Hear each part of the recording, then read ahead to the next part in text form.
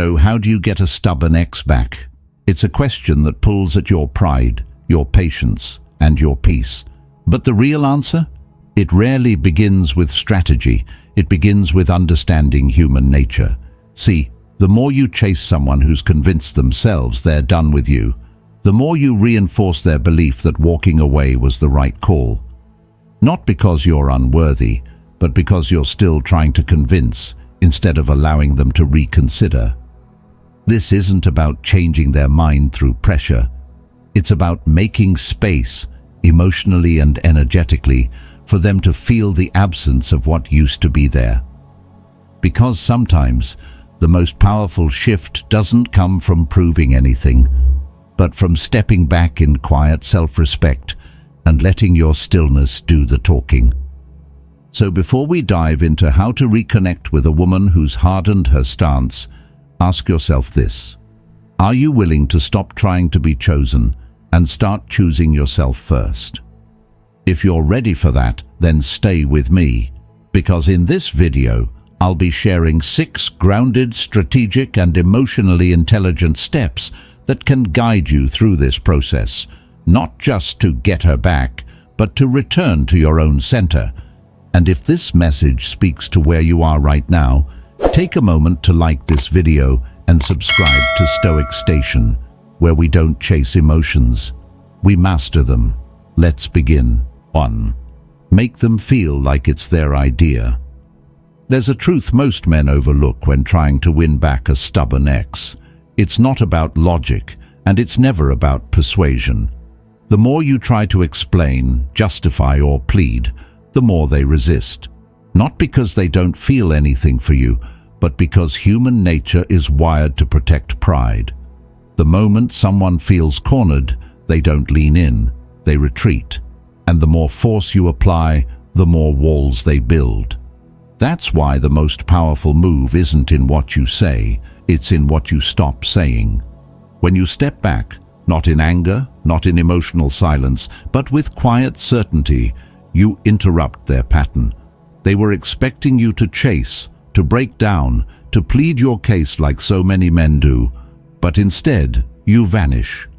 Not as a punishment, but as a man who respects himself enough not to beg for what should come freely. That absence, it's louder than words. It creates a space they didn't expect. And in that space, something begins to shift. Not in you, but in them. They start to wonder. They replay the last conversation. They feel the contrast between your old patterns and your new stillness. And slowly, the thought creeps in. Maybe I was the one who let go too fast. Maybe I need to talk to him again. Here's the real paradox. What feels like giving up is often the very thing that reopens the door, because it's not about changing their mind. It's about letting them arrive at a new conclusion by themselves. That's what makes the difference. People protect their decisions fiercely until they believe they're the ones making a new one.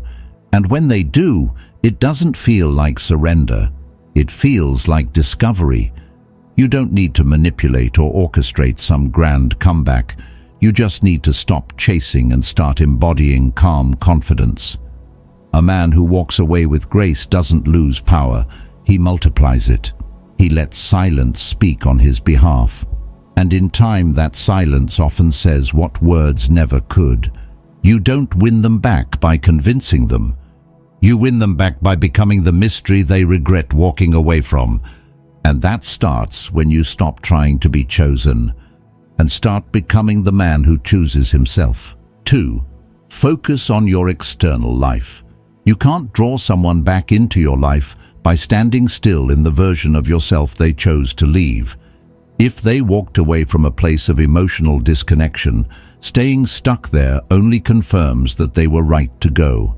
That's why your greatest leverage isn't in proving your worth to them. It's in evolving beyond the person they remember. This isn't about showmanship. It's not about curating a highlight reel of your life to spark jealousy. It's about honest reconstruction. You heal your body, sharpen your mind, reconnect with people who bring you joy, and dive back into the passions that once lit you up. Not for them, but for you. Because that's the man you were always meant to become. And when they hear about this new version of you, whether through mutual friends, casual social media updates, or shared circles, it lands differently. It's not a plea for attention. It's a quiet echo of growth they weren't expecting. One client picked up photography just to feel again. A month later, his ex reached out with one line. "You seem different," she noticed. They always do. You don't get them back by needing them. You get them back by becoming someone they didn't believe you had the strength to become. 3. Give them space, completely.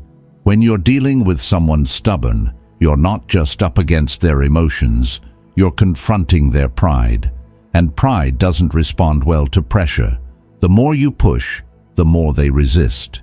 It's not because they're over you, it's because they're still trying to prove that leaving was the right decision. That's why conflict won't change their mind, but silence might. The no contact rule isn't some manipulative tactic, it's a reset. A space where both people can breathe, reflect, and feel the consequences of separation.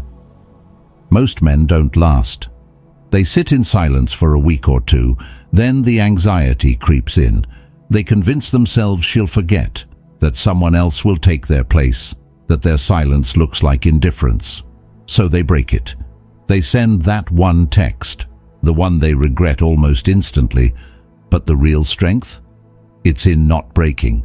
It's in enduring the discomfort of being unseen, unheard, and unacknowledged. Because you understand that growth and impact don't happen in noise, they happen in stillness. 45 days, no birthday messages, no subtle likes on her posts, no, "I just wanted to check in." This isn't about cutting her off. It's about giving her the one thing that can shift her perspective: time without you. Time to notice your absence, time to question the silence, time to feel the gap where you once stood. She thought you'd be the one who couldn't let go.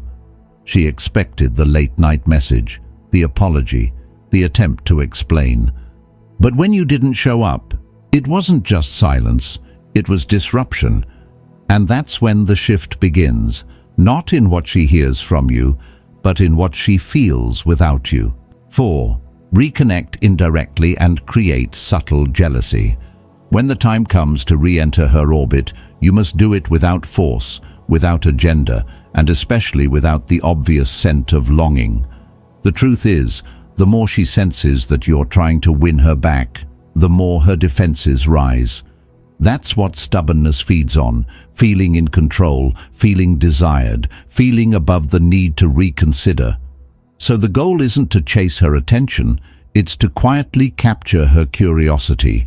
You don't speak directly to her emotions, you speak around them, with stories, with presence, with quiet signals that the man she once knew has evolved into someone she no longer fully understands. That mystery becomes magnetic. This is where value stories come in, stories that aren't flashy or forced, but grounded in your real life. They show growth, momentum, and subtle desirability. You're not performing. You're sharing your journey in a way that makes her pause. One man I coached shared how he mentioned during a casual conversation a project he was working on with a new colleague. "She's brilliant," he said, "but kind of distracting, keeps trying to pull me into long conversations after hours." He wasn't boasting. He wasn't even thinking about his ex when he said it. But later, she brought it up, not with accusation, just curiosity laced with something else. That something else was desire. You're not trying to make her jealous in a childish way. You're reminding her gently that you still hold value in a world that doesn't revolve around her approval. And that realization stings in the most compelling way. The woman who once left now finds herself wondering what's changed. And more importantly, who else is noticing? She can't name it, but something in her tightens. It's not pain, it's not regret. It's that quiet fear that someone else might see what she walked away from before she realizes she still wants it. You're not flaunting, you're simply being seen differently, and when done right, it doesn't look like strategy, it looks like self-worth. Make her jealous, but do it so subtly she doesn't even realize why her stomach just flipped. 5. Rebuild physical chemistry subtly. When the emotional gap begins to narrow, it's not enough to simply be present again. You must reintroduce the energy that once pulled her in without a word. This isn't about pressure or pushing boundaries. It's about awakening something familiar in her body before her mind even catches up. Something that used to live in the space between two glances, in the way your voice used to soften when you said her name, in the quiet gravity of your presence. You don't walk into that space with intensity. You ease into it with quiet confidence. Let your eye contact linger, not long enough to unsettle, but just enough to stir a memory. Let your laughter come from a deeper place, one that says you're not trying to win her. You're simply enjoying the moment. That's what she didn't expect. That's what makes it powerful. Move a little closer, not to crowd her, but to shift the dynamic. When the moment feels natural, let your hand brush hers or touch her arm lightly when you share something personal. These small gestures carry weight when they're done without need, without agenda. They remind her of the warmth that once lived between you, not as a performance, but as a presence. Flirting in this stage isn't about being clever. It's about creating that unspoken tension she thought was gone. The kind that catches her off guard, that makes her question if she really did move on. It's not about reigniting the fire all at once, it's about letting the spark show itself again, quietly, confidently. You don't need to seduce her. You just need to remind her of what it felt like when you walked into the room and the way her body always noticed, even before her heart did. 6. Reignite emotional memories that only you share. When all the words have been said and the distance has settled in, what still connects you isn't logic, it's memory. And in that space of silence, your greatest advantage isn't who you are today, but what the two of you already lived through together. Because no matter how far she's gone, there are places in her heart that only you've touched. Moments too specific, too real, too personal for anyone else to recreate. This isn't about manipulating her emotions or pulling her back with guilt. It's about gently holding up a mirror to something she may have buried, but never truly let go of. A walk you always took on rainy evenings, the way she used to lean into you on long drives, trusting you with her silence, the inside joke that no one else would ever understand, because it was born out of something only the two of you experienced. You don't bring these things up with intention to convince. You bring them up because they're part of your truth, and whether she says it or not, they're part of hers too. Mention them softly, in passing, without pause or emphasis. Let the weight of those shared memories do the work, because in that moment, she won't just hear you. She'll feel it all again. There's no new man who can replace the way you looked at her that night under the stars when you said nothing and yet somehow said everything. No one else can reach that exact place in her heart, not because you were perfect, but because you were real. Only you know the memories that still have power over her, and only you can bring them back in a way that makes her question everything she thought she'd moved on from. Here's what this journey reveals. If you want to reconnect with a stubborn ex, it's not about persuasion, logic, or proving your worth. It's about creating space for her to feel the absence of your presence and reawaken her own desire to return.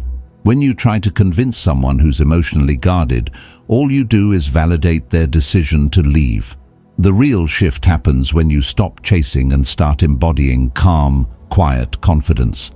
This process begins by allowing her to believe it's her idea to come back. That requires stepping back, not with bitterness, but but with self-respect.